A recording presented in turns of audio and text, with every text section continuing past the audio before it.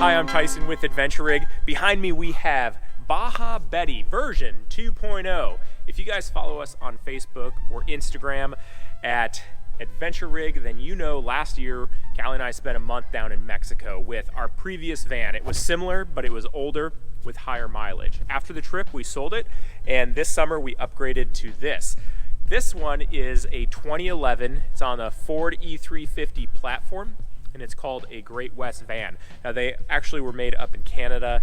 They don't produce them anymore. They're out of business, but it's very similar to your Pleasure Way or your Roadtrek.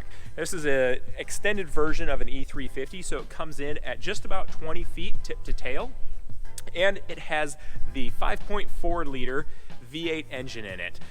I was really hoping to find a V10. This was a good deal. We couldn't pass it up. So we'll kind of see how the 5.4 does if we're towing or in the mountains. That's kind of a wait to see situation. Now, we did install solar on the roof. We have a 160 watt panel, and then underneath this compartment here, we do have room to expand. I threw a plug in here, so if we have two ground mounted panels, we can plug them right into there, and they will also feed our battery bank here.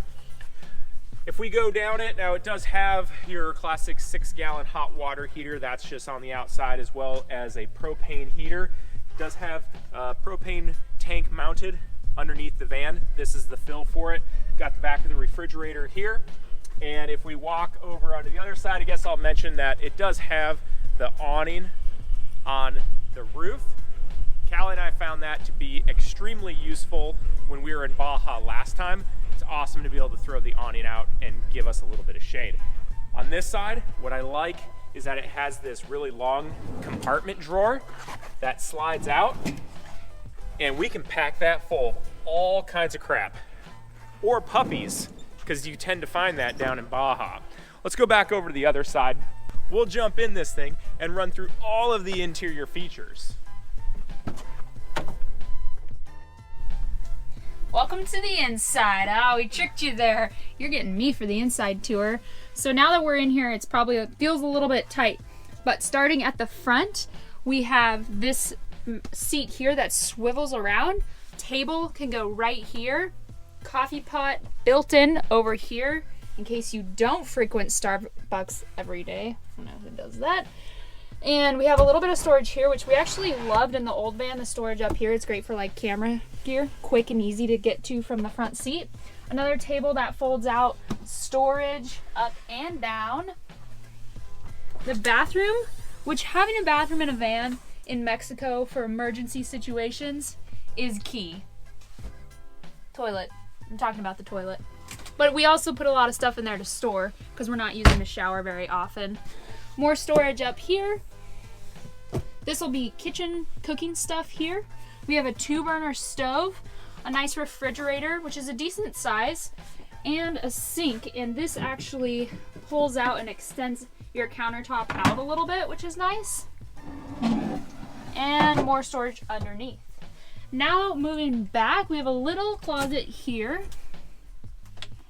When you start to live in a van, it really helps you slim down your wardrobe, microwave, and